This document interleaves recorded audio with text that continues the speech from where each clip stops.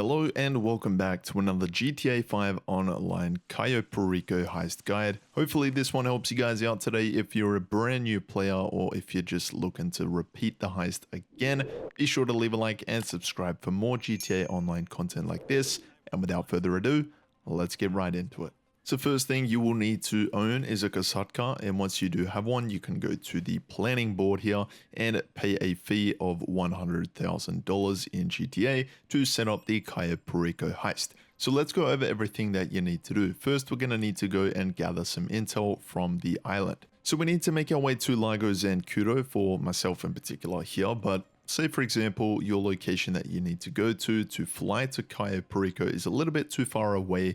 You can just simply fast travel to a destination that is nearby, and then you can get into your Sparrow and make your way to this plane here and fly to Cayo Perico. It's going to take a little bit of time, but eventually once you have arrived here, let's show you the exact route that I recommend you do take to get to the control tower or the communications tower efficiently and without being caught. So first things first, you will need to make your way onto Cayo Perico Island, and then once you've done that, you'll find that there is a motorcycle just by the entrance there. So make your way onto that and follow the exact route which I am taking here on screen.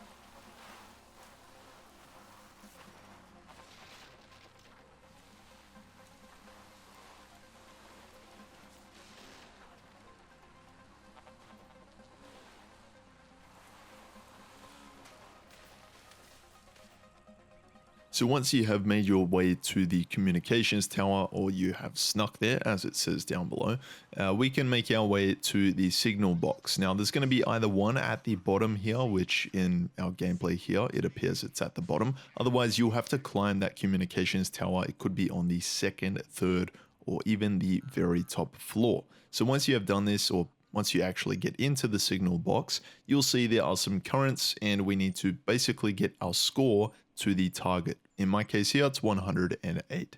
So your value on the left of screen is going to be multiplied by a certain amount on the right of your screen. So once you've figured it out, you can get out of the signal box. The connection will be successful. You can make your way to the phone and go to the app sites here. This is where you can make your way to the basement and find your primary target.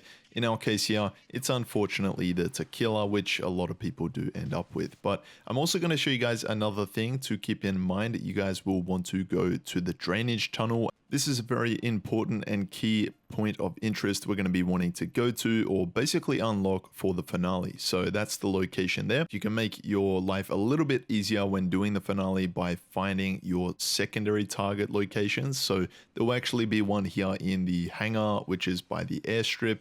And you can see by using a forklift and a pallet, you can find some more on top here. So typically, sometimes the bottom floor will have both sets of loot. Sometimes you'll be unlucky and it'll only have one. And you can also make your way to this other side here, and there will be most likely two sets of loot. So now we've completed everything, we can make our way back to Los Santos. Now there's the setup. If we go back to our planning screen in the Kasatka, we have got a few things that we need to complete or tick off when it comes to prep. So first, our approach vehicle, let's go for the long fin. And again, I do highly recommend you pick up the Sea Sparrow. It's going to set you back maybe just over $1 million, but it shouldn't be too difficult to get, I would say. Maybe one run of the Cayo Perico Heist or two and you'll be able to unlock it. But this is going to be really handy. So anyway, from here, you'll need to go and get one of these trucks and get the long fin on a trailer. Typically, before I do pick it up, I set a waypoint to Elysian Island, as that's always going to be the point of interest you need to go to and drop off the longfin. So once you get here, you can just go and ram into those front 2 doors, go and lose the cops through there, and eventually you'll deliver that longfin. Next on our list, let's go to the equipment. We've got 3 things to do here. We've got the plasma cutter, which we're going to start off with here. So first we need to go to the safe house, barge through the doors here and make our way inside of the building. And we need to go to, there's going to be a board here. So just make your way to that board, open up your phone's camera, and then go and take a photo of that board and send it to Pavel. From here, we can make our way to Rockford Hills, take out some enemies. It's going to be pretty busy, and then just steal that or take that plasma cutter and bring it back to the Kasatka. Next, we have got the fingerprint cloner. This one is a pretty big one we're going to need to get. It's going to be quite pivotal in the heist finale. We need to make our way to this building here, or to this sort of warehouse, take out the enemies once again. It's pretty much the main point of a lot of these heist setups, except for the next setup we're going to do. So yeah, pretty straightforward. Once again, hack into this laptop, just complete that sequence and get out of there. Once we're out of the building, make our way to the archive. We're going to go inside of this building again, make our way to the back desks and just run around here. It'll be in the back corner every time, and we'll get that fingerprint cloner and bring it back to the Kasatka.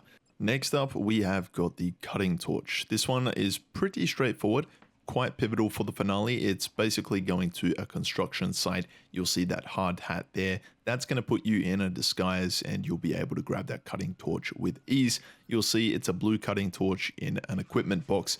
And also, I want to mention that for those of you who get the bearer bonds as your primary target, there's one of these setup missions that you won't get. So you'll need to complete the safe code setup mission. So just complete that one, and everything else you can do as per normal. So now let's get our weapons. We're going to go with the aggressor approach. If you guys do get the Merryweather HQ as your location or point of interest that you need to go to, just find a new session, make sure your spawn location is set to the Kasatka, and yeah, you'll find somewhere a little bit better, as that mission purely does just suck. So yeah, from here, all you need to do, I would recommend actually going to the top floor when you get to this mission. You'll need to go and basically do a sequence again to open the gun locker, steal the weapons, and take it back to the Kasatka.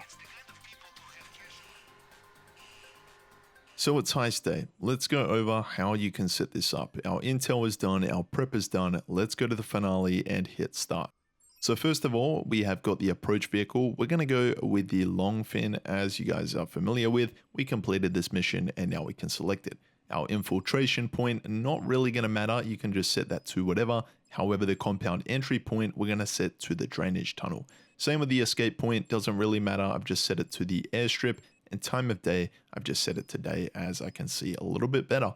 Now, if we move on to the weapon loadout, we're going to go with the aggressor, and we can set our suppressors on there for free. We do not need to pay for them. So now we're into the heist finale. R1 or RT is going to be your best friend when navigating this thing in the water. By holding down that button and making a turn, you'll be able to make a sharp turn. So just make your way to the shoreline here and park the boat up, and you can pretty much just run onto the land from here. You may find that this long fin may drift away a little bit over time, but if you park it as close as possible without getting it jammed in the sand, then you should be all good. So from here, you're going to see this hangar. We're just going to go and take that first guard out. I would also recommend that most of your takeouts in this heist are headshot kills. That way you are not getting detected from any other guards. So you can see, as part of our first hangar here, we have only got one loot that we actually were aware of this from doing the gather intel mission. So I've just gone here and basically grabbed one of the loot bags. I could have gone to the top floor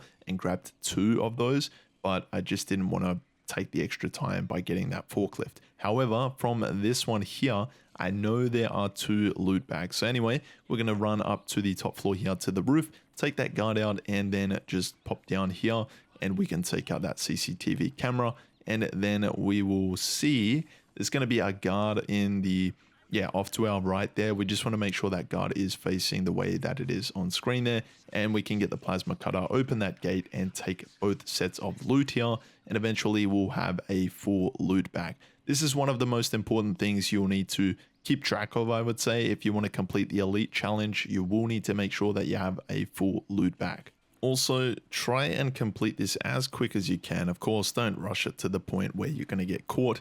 But if you do complete this in under 15 minutes, it's also going to count for the elite challenge, which will pay you an extra $50,000 upon completing. So now, once we have got back to the long fin, we can make our way around the perimeter of the compound, or Rubio's compound, I should say, and eventually we'll get to the drainage tunnel. So it's going to pop up on our map. You can see it here. Just head outside or hop out of the seat or the driver's seat of the long fin and make our way into the water. You can also press left D-pad. That is going to equip your rebreather. That's going to help you out tremendously as we are underwater and you do not want to be losing your breath. So we can go to the drainage tunnel here and use this plasma cutter from that construction site earlier and cut open this gate and swim through the drainage tunnel to the entrance point of the compound.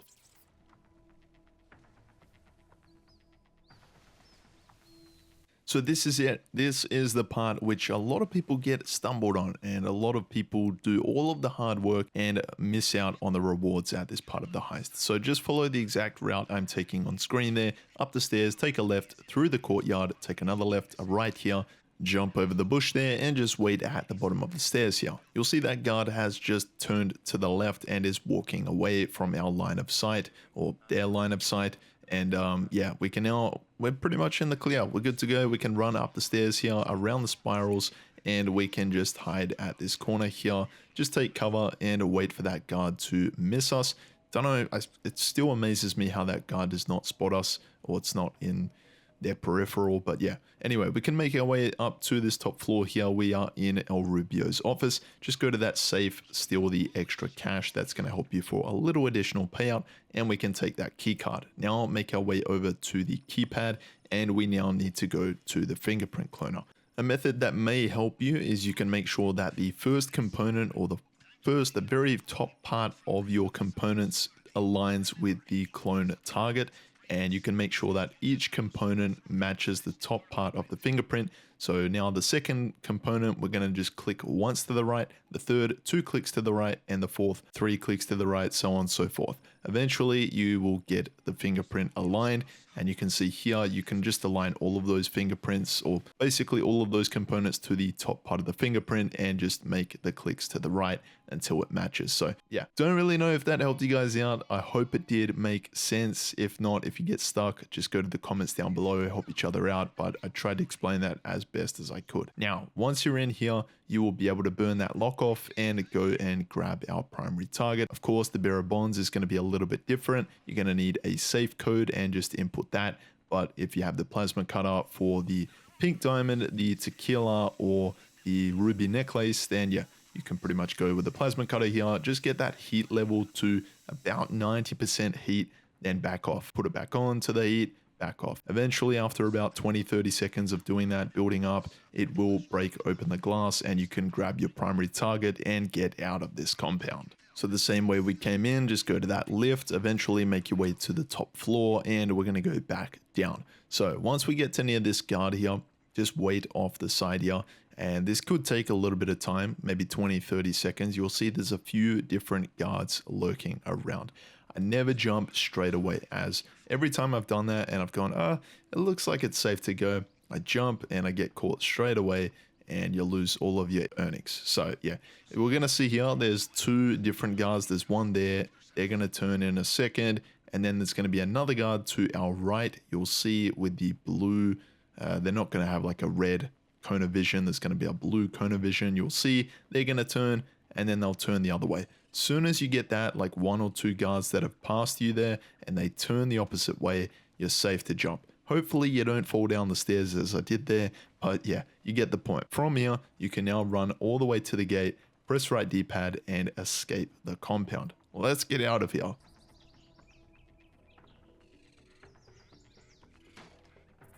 You're probably getting a little nervous thinking, oh my gosh, I'm almost there. Well, we're almost there. So let's run across, or let's run straight forward, take out this guard, get on that motorcycle, and let's get our butts out of here. So just take a left turn, get on the motorcycle, be careful, you can easily fall off the bike through these trees here, and it could be game over for you. So just jump off there, whee, and glide into the water.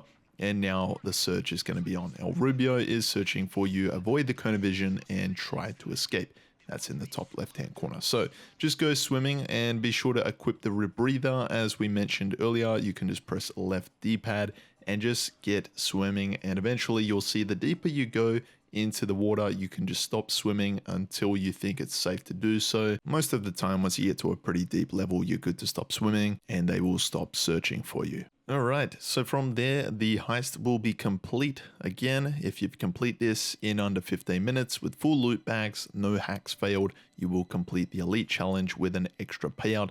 Yeah, not the greatest of payouts with the Sensimito Tequila as the primary target, but of course, the pink diamond is going to be your best bet. Thank you so much for sticking around to the very end of the video. If it helped you guys out, be sure to leave a like and subscribe for more GTA content like this. Take care, and I will see you in my next video.